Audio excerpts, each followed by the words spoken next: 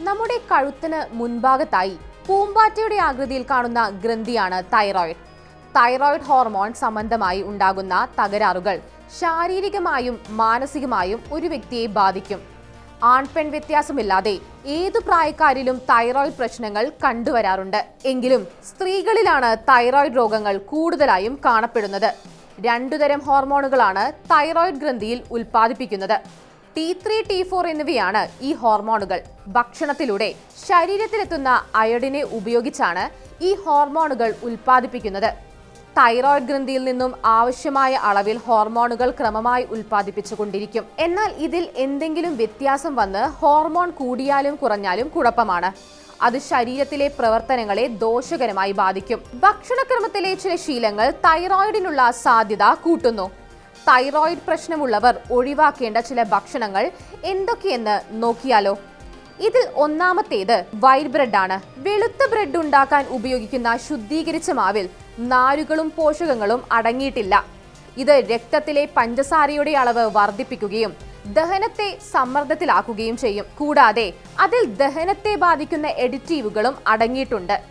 Thyroid പ്രശ്നമുള്ളവർ ഒഴിവാക്കേണ്ട മറ്റൊന്നാണ് ഉരുളക്കിഴങ്ങ് ചിപ്സ്. അവയിൽ പലപ്പോഴും അയഡൈസ്ഡ് ഉപ്പ് അടങ്ങിയിട്ടുണ്ട്. കൂടാതെ തൈറോയിഡ് ഹോർമോണുകൾ നിർമ്മിക്കാൻ ആശ്രയിക്കുന്ന ധാതുവായ അയഡിൻ ആഗിരണം ചെയ്യാനുള്ള ശരീരത്തിന്റെ കഴിവിനെ തടസ്സപ്പെടുത്തും. നിലക്കടല എല്ലാവർക്കും ഇഷ്ടമാണ്.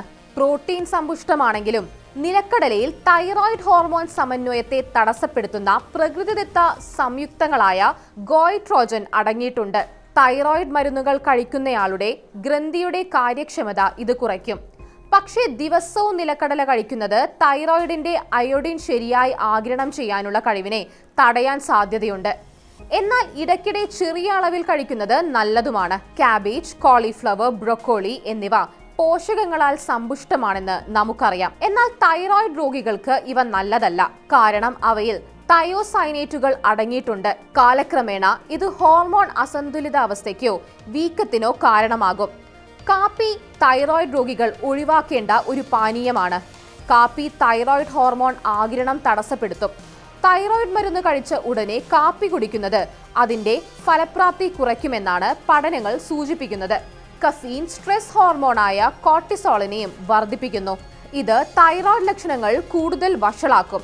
സോയാബീൻ പാലിൽ നിന്നുണ്ടാക്കുന്ന ടോഫു പലപ്പോഴും ആരോഗ്യകരമായ പ്രോട്ടീൻ പദാർത്ഥമായാണ് കണക്കാക്കുന്നത്. പക്ഷേ തൈറോയിഡ് സംബന്ധമായ പ്രശ്നങ്ങൾ ഉള്ളവർക്ക് ടോഫു അത്ര നല്ലതല്ല. എന്നാൽ സോയ പൂർണ്ണമായും ഒഴിവാക്കണമെന്നല്ല, മറിച്ച് മിതത്വവും സമയക്രമീകരണവും പ്രധാനമാണ്.